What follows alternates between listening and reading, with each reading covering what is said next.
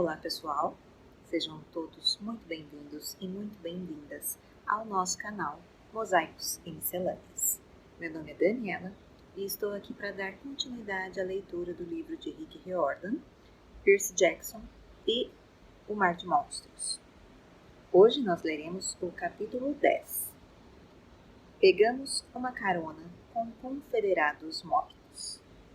Só um recadinho, se você é novo aqui no canal, ativa o sininho para receber as notificações de todos os vídeos que nós postarmos e dá uma conferidinha lá na nossa playlist. Temos muita coisa bacana que já foi produzida ao longo do tempo que o canal existe.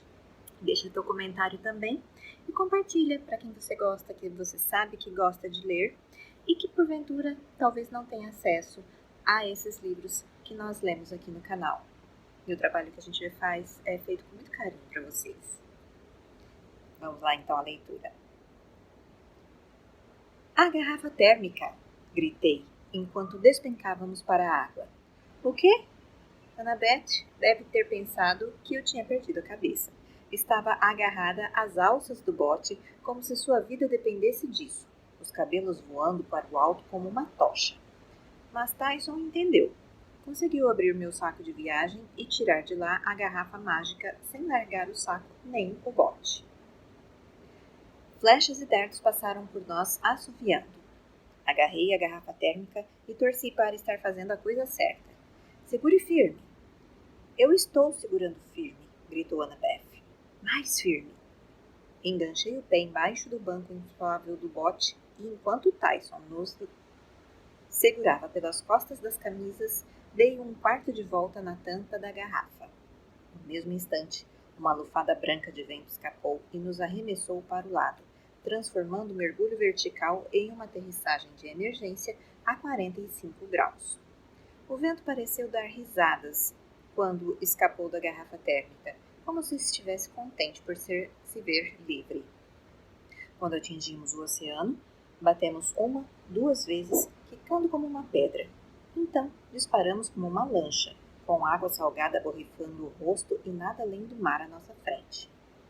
Ouvi um grito de indignação vindo do navio atrás de nós, mas já estávamos fora do alcance das armas. O Princesa Andrômeda ia ficando menor à distância, até parecer um barquinho branco de brinquedo, e depois desapareceu. Enquanto disparávamos pelo mar, Annabeth e eu tentamos enviar uma mensagem de Iris para Quiron.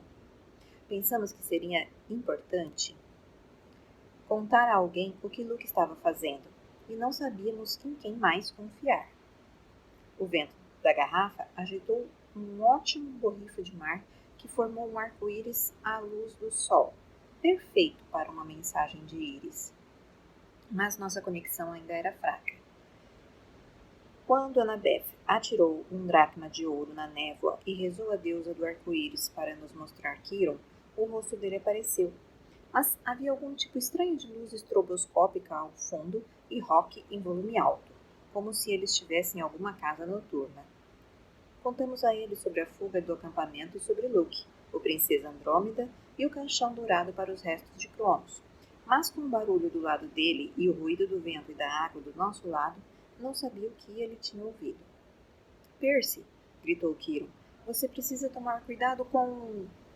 Sua voz foi abafada por uma gritaria alta atrás dele, uma porção de vozes aos berros, como guerreiros comanches. O quê? Gritei. Malditos parentes! Quiron desviou-se quando um prato passou voando por cima da sua cabeça e se estilhaçou em algum lugar fora de vista. Annabeth, você não deveria ter deixado Percy sair do acampamento. Mas, se vocês de fato conseguirem pegar o Velocino... Yeah, baby! Gritou alguém atrás de Quiron. Yuhu! O volume da música aumentou. Os subwoofs ficaram tão altos que fizeram o bote vibrar. Miami! Gritava Quiron. Vou tentar ficar atento. Nossa tela de névoa se despedaçou como se alguém do outro lado tivesse atirado uma garrafa contra ela. E Quiron se foi. 1 hora depois, avistamos terra. Uma longa extensão de praia com edifícios altos de hotéis. A água se tornou abarrotada de barcos de pesca e petroleiros. Uma lancha da guarda costeira passou a este bordo. Depois virou, como se quisesse dar uma segunda olhada. Acho que não é todos os dias que eles veem um bote salva-vidas amarelo sem motor, navegando a 100 nós por hora, tripulado por 3 crianças. Aquela é Virginia Beach, disse Annabeth, quando nos aproximamos do litoral. Ah, meus deuses, como a princesa Andrômeda chegou tão longe em uma noite? São cerca de 530 milhas náuticas, disse eu. Ela olhou para mim. Como você sabe? Eu não tenho certeza. Annabeth pensou um momento. Percy, qual é a nossa posição? 36 graus e 44 minutos norte, 76 graus e 2 minutos oeste. Falei imediatamente. Então, sacudi a cabeça. Epa, como é que eu soube isso? Por causa de seu pai, supôs Annabeth. Quando você está no mar, tem um senso de orientação perfeito. Isso é muito legal. Eu não estava tão certa daquilo. Não queria ser um GPS humano. Mas, antes que eu pudesse dizer alguma coisa, Tyson bateu em meu ombro. Um outro barco vem vindo. Olhei para trás. O barco da guarda costeira, sem dúvida, estava agora atrás de nós. As luzes piscavam e ele ganhava velocidade. Não podemos deixar que nos peguem, falei. Vão fazer perguntas demais. Continue na direção da baía de Chesapeake, disse Annabeth. Sei de um lugar onde podemos nos esconder. Não perguntei o que ela queria dizer ou como conhecia tão bem a área. Arrisquei afrouxar a tampa da garrafa térmica mais um pouco e uma nova lufada de vento nos arremessou como um foguete. Contornamos a extremidade norte de Virginia Beach e entramos na baía de Chesapeake. O barco da guarda costeira ficava cada vez mais para trás. Não reduzimos a velocidade até as margens da baía se estreitarem dos dois lados e percebi que estávamos adentrando o estuário de um rio. Pude sentir a passagem da água salgada para a doce. De repente me senti exausto e irritado, como se tivesse acabado de sair de uma overdose de açúcar. Não sabia mais onde estava nem para que direção guiar o barco. Felizmente, Annabeth estava me orientando. Ali, disse ela, depois daquele banco de areia. Desviamos para uma área pantanosa coberta de capim d'água. Atraquei o barco ao pé de um cipreste gigante. Árvores cobertas de trepadeiras cresciam acima de nós. Insetos faziam ruídos no mato. O ar estava quente e úmido, e o vapor subia do rio. Em essência, aquilo não era Manhattan, e eu não gostei. Vamos, disse Annabeth. É só seguirmos a margem. O quê? Siga-me apenas. Ela agarrou um saco de viagem. E é melhor cobrirmos o bote. Não queremos chamar atenção. Depois de esconder o bote salva-vidas com galhos, Tyson e eu seguimos Annabeth ao longo da margem, os pés afundando na lama vermelha. Uma cobra deslizou perto do meu sapato e desapareceu no meio do capim. Não é um bom lugar, disse Tyson. Ele matava os mosquitos que estavam formando uma fila para jantar no seu braço. Depois de mais alguns minutos, Annabeth disse, aqui. Tudo o que vi foi uma moita espinhenta. Então Annabeth empurrou para o lado um círculo de ramos entrelaçados, como uma porta, e percebi que estava olhando para um abrigo camuflado. O lado de dentro era grande o suficiente para 3, mesmo com o terceiro sendo Tyson. As paredes eram feitas com partes de plantas, como uma cabana de nativos, mas pareciam ser bem à prova d'água. Empilhadas em um canto, haviam todas as coisas que a gente poderia querer em um acampamento. Sacos de dormir, cobertores, uma geladeira portátil e um lampião a querosene. Havia também provisões para semideuses, ponteiros de bronze para dardos, uma aljava cheia de flechas, uma espada sobressalente e uma caixa de ambrosia. O lugar tinha cheiro de mofo, como se estivesse vazio havia muito tempo. Um esconderijo de meio sangue. Olhei para Annabeth pasmada. Você fez este lugar? Thalia e eu, disse ela baixinho. E Luke. Aquilo não deveria me incomodar. Quer dizer, eu sabia que Thalia e Luke tinham cuidado de Annabeth quando ela era pequena. Sabia que os 3, juntos, eram fugitivos se escondendo de monstros, sobrevivendo sozinhos antes que Groover os encontrasse e tentasse levá-los para a colina meio-sangue. Mas, sempre que Annabeth falava do tempo que passara com eles, eu me sentia, não sei, desconfortável. Não é esta a palavra. A palavra era enciumado. Então, falei, não acha que Luke vai nos procurar aqui? Ela sacudiu a cabeça. Fizemos uma dúzia de abrigos como este. Duvido que Luke sequer se lembre de onde ficam, ou que se importe. Ela se jogou em cima dos cobertores e começou a revirar o saco de viagem. Sua linguagem corporal deixava muito claro que ela não queria conversar. Tyson, falei, você se incomodaria em dar uma volta de reconhecimento lá fora? Tipo, procurar uma loja de conveniência silvestre ou coisa assim? Loja de conveniência? Sim, para comprar lanches, donuts polvilhados com açúcar ou sei lá. Só não vá muito longe. Donuts com açúcar, disse Tyson muito sério. Vou procurar donuts polvilhados com açúcar no mato. Ele foi saindo e começou a chamar. Donuts, aqui. Depois que ele se foi, sentei-me em frente a Annabeth. Ei, sinto muito, sabe, por você ter visto o Luke. A culpa não é sua. Ela desembainhou sua faca e começou a limpá-la com um trapo. Ele nos deixou partir com muita facilidade, falei. Eu torcia para estar imaginando aquilo, mas Annabeth assentiu. Eu estava pensando a mesma coisa. Aquilo que ouvimos falar sobre um jogo e que eles vão morder a isca, acho que estava falando de nós. O Velocino é a isca ou o Groover? Ela estudou o fio da faca. Não sei, Percy. Talvez ele queira o Velocino. Talvez espere que façamos o trabalho para depois roubá-lo de nós. Não consigo acreditar que ele fosse capaz de envenenar a árvore. O que ele quis dizer? Perguntei, quando falou que Thalia teria ficado do lado dele. Ele está errado. Você não parece segura. Annabeth me olhou com raiva e comecei a desejar que não tivesse falado aquilo enquanto ela segurava uma faca. Percy, você sabe quem você me lembra muito? Thalia. Vocês são tão parecidos que chega a assustar. Quer dizer, ou vocês seriam melhores amigos ou teriam se estrangulado. Vamos ficar com melhores amigos. Thalia às vezes ficava zangada com o pai dela. Como você. Você se voltaria contra o Olimpo por causa disso? Olhei para a aljava cheia de flechas no canto. Não. Certo. Ela também não. Luke está errado. Annabeth fincou a lâmina da faca na terra.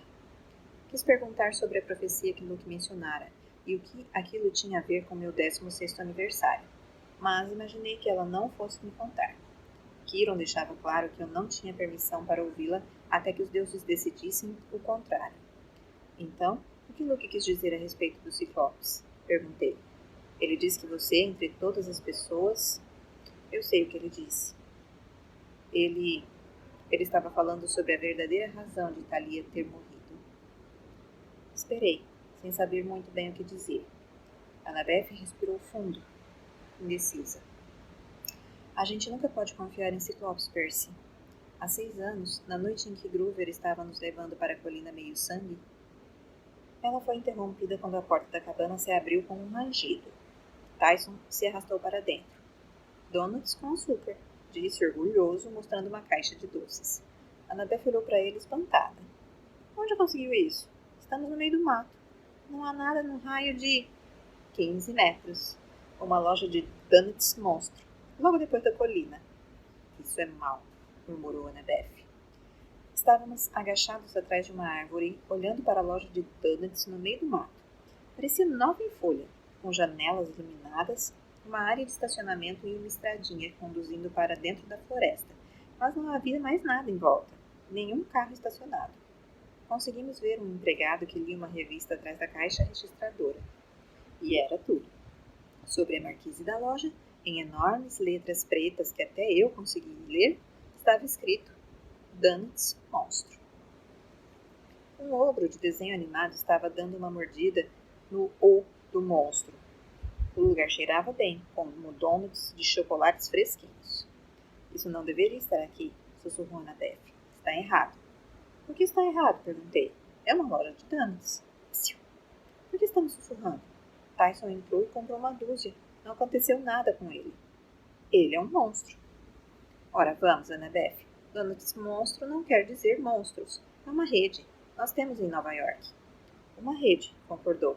E não acho estranho que uma loja dessas tenha aparecido imediatamente depois de você mandar Tyson comprar donuts. Vem aqui, no meio do mato.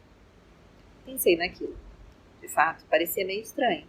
Mas, quer dizer, lojas de donuts realmente não estavam no topo da minha lista de forças sinistras.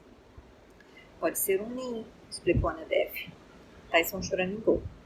Duvido que ele tenha entendido que Annabeth estava dizendo muito melhor do que eu. Mas o tom dela o deixara nervoso.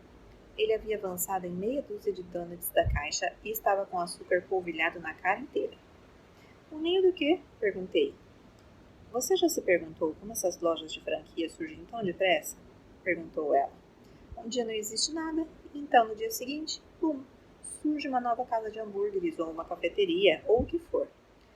Primeiro uma única loja, depois duas, depois 4, réplicas exatas se espalhando por todo o país. Ah, não, nunca pensei nisso. Percy, algumas redes se multiplicam tão depressa porque seus pontos estão magicamente ligados à força vital de um monstro. Algumas crianças de Hermes descobriram como fazer isso já nos anos 50. Elas procriam. Ela ficou paralisada. O quê? Perguntei. Elas criam o quê? O quê? Não se mexa, disse Annabeth, como se a vida dela dependesse disso. Muito devagar, dê meia volta. Então eu ouvi o barulho de algo raspando, como se algo grande se arrastasse de barriga pelas folhas. Virei-me e vi uma coisa do tamanho de um rinoceronte se movendo pelas sombras das árvores. Estava sibilando, a metade da frente se retorcendo em todas as direções.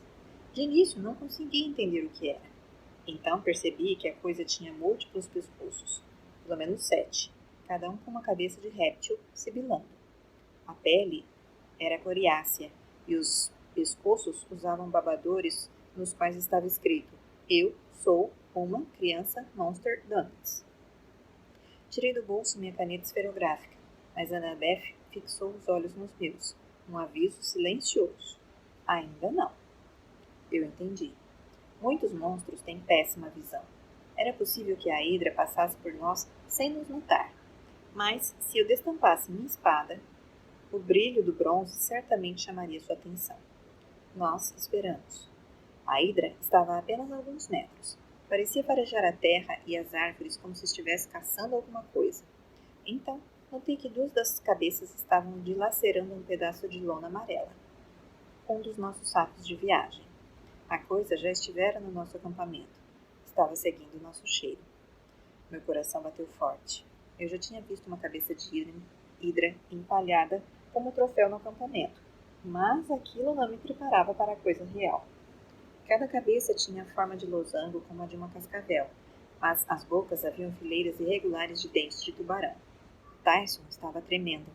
Ele recuou um passo e, sem querer, quebrou um graveto. Imediatamente, as 7 cabeças se viraram para nós e sibilaram. Espalhem-se! Gritou Annabeth. Ela mergulhou para a direita. Eu rolei para a esquerda. Uma das cabeças da hidra cuspiu um arco de líquido verde que passou rente ao meu ombro e atingiu o tronco de um olmo. O tronco fumegou e começou a desintegrar. A árvore inteira tombou na direção de Tyson, que ainda não tinha se movido, petrificado pelo monstro que agora estava bem na frente dele. Tyson! Eu o empurrei com toda a minha força, derrubando-o de lado bem no momento em que a hidra investia e a árvore desmoronava em cima de 2 de suas cabeças. A hidra cambaleou para trás, puxando violentamente as 2 cabeças e soltando-as, e depois urrando indignada para a árvore caída. Todas as 7 cabeças lançaram um ácido, e o olmo se derreteu em uma poça fumegante de imundície. Mexa-se, disse a Tyson. Corri para um lado e destampei contra a corrente, esperando chamar a atenção do monstro. Funcionou. A visão do bronze celestial é odiosa para a maioria dos monstros. Assim que minha lâmina reluzente apareceu, a hidra moveu todas as cabeças como chicotes na direção dela, sibilando e mostrando os dentes. A boa notícia. Tyson, por enquanto, estava fora de perigo. A má notícia. Eu estava prestes a ser derretido em uma poça de líquido pegajoso. Uma das cabeças tentou me abocanhar. Sem pensar, ergui a espada. Não! Gritou Annabeth. Tarde demais. Cortei a cabeça da hidra.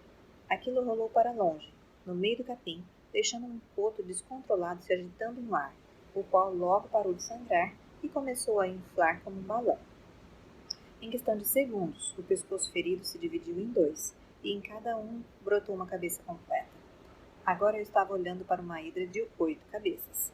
Percy, repreendeu Annabeth, você acaba de abrir mais uma loja de danos monstro em algum lugar. Desviei-me de um jato de ácido. Estou prestes a morrer, e você preocupada com isso? Como a matamos?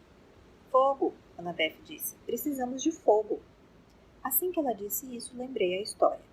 As cabeças da hidra só parariam de se multiplicar se queimássemos os potos antes que crescessem de novo. Bem, foi o que Heracles fez, mas não tínhamos fogo. Ecoei em direção ao rio. A hidra me seguiu. Annabeth ficou à minha esquerda e tentou distrair uma das cabeças, duelando com seus dentes com a faca, mas outra cabeça se moveu para um lado e, como um porrete, derrubou-a na gosma. Não pode bater nos meus amigos, Tyson investiu, interpondo-se entre a hidra e Annabeth. Quando Annabeth se pôs de pé, Tyson começou a socar as cabeças do monstro tão depressa que me lembrou um jogo de fliperama. Mas nem mesmo Tyson poderia combater a hidra para sempre. Continuamos recuando centímetro a centímetro, desviando-nos dos jatos de ácido e nos esquivando das cabeças que tentavam nos morder sem decepá-las, mas eu sabia que estávamos apenas adiando nossa morte.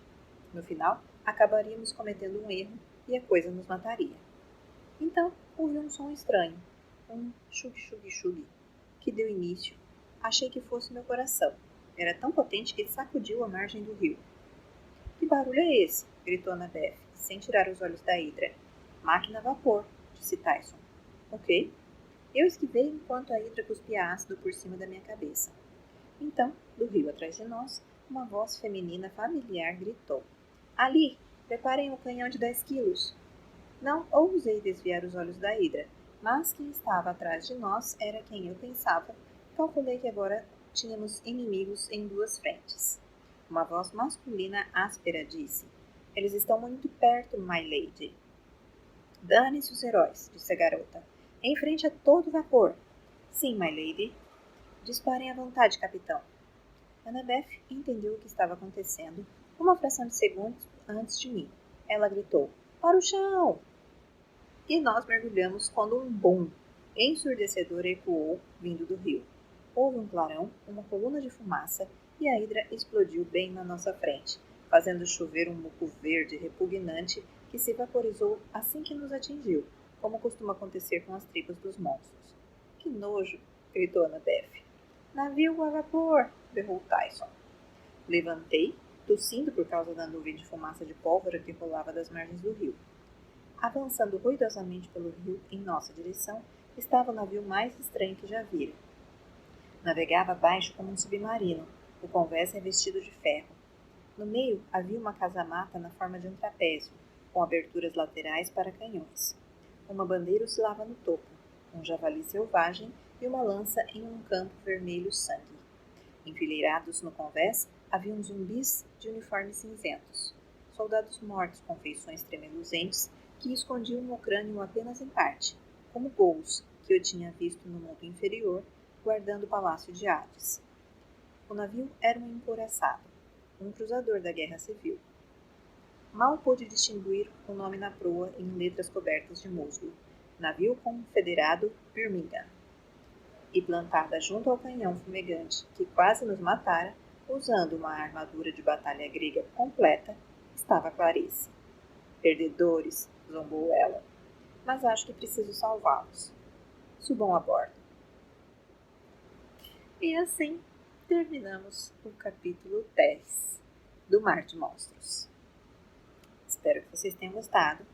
Fiquem com a gente. Curtam o canal. Acompanhem os nossos vídeos. Tem novidade toda semana. E deixe seu comentário aí embaixo. Se você tem alguma sugestão, o que você está achando da leitura, das leituras, e se você gostaria que a gente colocasse algum outro livro na nossa lista das leituras futuras. Tá certo? Valeu, pessoal. Um grande beijo e até a próxima!